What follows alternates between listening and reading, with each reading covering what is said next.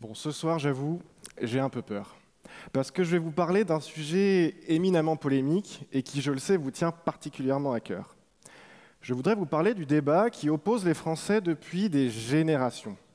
Entre ceux qui, comme vous, pensent que cette délicieuse petite viennoiserie à la pâte feuilletée et fourrée au chocolat est une chocolatine. Et puis les Français de bon sens qui appellent ça tout simplement un pain au chocolat. Vous savez très bien que cette singularité linguistique, qui vous marginalise, on va pas se le cacher, a un lien étroit avec votre position géographique. Globalement, on est sur une dispute entre le sud-ouest et puis le reste de la France. Mais pourquoi le sud-ouest? Existe-t-il une frontière exacte entre ces deux camps? Pourquoi les pro-chocolatines n'ont-ils pas réussi à étendre leur domination jusqu'à la capitale? Autant de questions que tout le monde se pose, et auxquelles les géolinguistes tentent de répondre. Oui, j'ai bien dit géolinguiste, car les scientifiques avec lesquels je travaille s'intéressent à la répartition géographique des dialectes sur un territoire. Pour mener leurs recherches, ils étudient des données cartographiques présentes dans des ouvrages anciens que l'on appelle atlas linguistiques.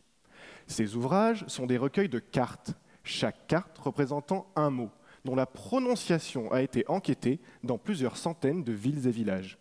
Et mon projet de recherche s'intéresse au premier atlas linguistique au monde. Publié il y a une centaine d'années, c'est l'Atlas linguistique de la France. Il recense pas moins de 1900 mots de vocabulaire. Ça vous espante, hein? Eh bien, grâce à l'informatique, je fouille, je traite et j'analyse ces données pour les visualiser sur des cartes numériques.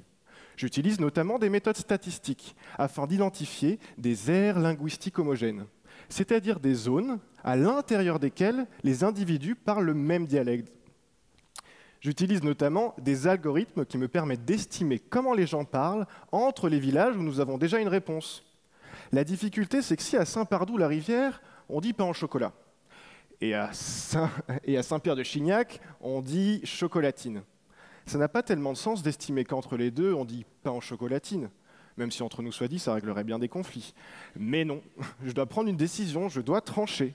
C'est soit l'un, soit l'autre. J'essaye donc de trouver des éléments qui peuvent m'aider à prendre la meilleure décision.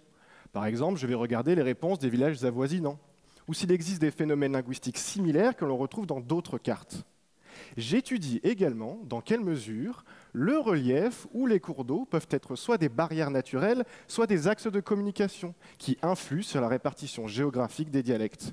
Et j'espère qu'à la fin de ma thèse, je dispose de suffisamment d'éléments pour permettre aux géolinguistes de percer les mystères des patois locaux. Et aussi comprendre pourquoi il existe encore parmi vous des illuminés qui disent chocolatine.